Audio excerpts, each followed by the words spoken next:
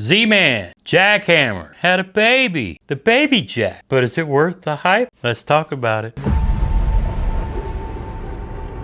What's up and welcome to the Fishing with Gramps YouTube channel. My name is JT, and if you're looking for tips, tricks, reviews, and how-tos and a whole lot of bass fishing, hey, you've come to the right spot. That's right, the Z-man Baby Jack dropped right before the Classic this year, and actually they were selling these at the Bassmaster Classic while we were down there in Texas. A lot of people got their hands on a few of them to come home and test, and that's what I've been doing since the Bassmaster Classic. When I fished a Kayak Adventure Series event and I spent a few days on Lake Fork, and I've got some thoughts and opinions on the Baby Jack. First, let's take a little look about what's new with this Baby Jack Jackhammer. This is the Clearwater Shad, this is the Brett's Bluegill, and this is the Smallmouth Magic. Little green pumpkin on top and shad colors on the bottom. Now, I'm not gonna lie, I was really hyped like everybody else when these came out because I've been a fan of the Jackhammer since it came out. But over the last few years, the Z-man Mini Max chatterbait, man, that has been my bread and butter. I've always liked chatterbaits, I've always liked jackhammers, but it seems like sometimes that bigger blade can blow a bass's mouth open if you try to swing and set the hook too hard instead of just reeling down into them. So we've had it in the past where the blades are banging off the head, giving that sound and that vibration throughout the water. And we've seen several evolutions over the years from like the Jackhammer and the Project Z and some specialized ones. Then we had the Mini Maxes, then we had the Evo, and then we had the Tungsten Evo, which is my current full-size chatterbait because it's something, again, with a little bit different sound. And then they came out with the Baby Jack. So you still have that bigger hook, a smaller blade. But I gotta say, one thing I've noticed is this blade doesn't seem to start up as fast as a Mini Max does. And that's one thing I really want to have is when that bait hits the water, I kind of want it shaking as it's falling down. And then as soon as I start reeling, the blade is really going. So I don't know if that's because this blade is perhaps the size in between the big ones and the Mini Maxes or whatever, but I do like the fact that this does have a stout hook,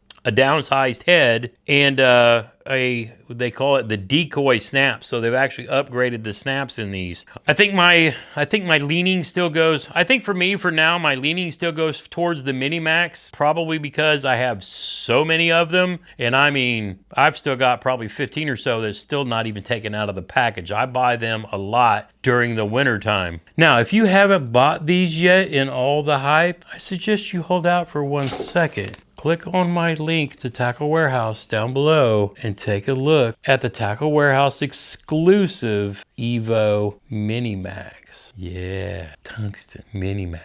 Bigger hook made to Tackle Warehouse's spec. If you're looking to pick up some more Mini Maxes, may I suggest you bypass the Baby Jack and go get these exclusive made for Tackle Warehouse edition. Now, I've had a little bit of time on the water with these, and I'll be doing like an in-depth review over the next few tournaments and outings. But if you're looking for my recommendation as a dude who loves him some chatterbaits, especially the little chatterbaits, yeah.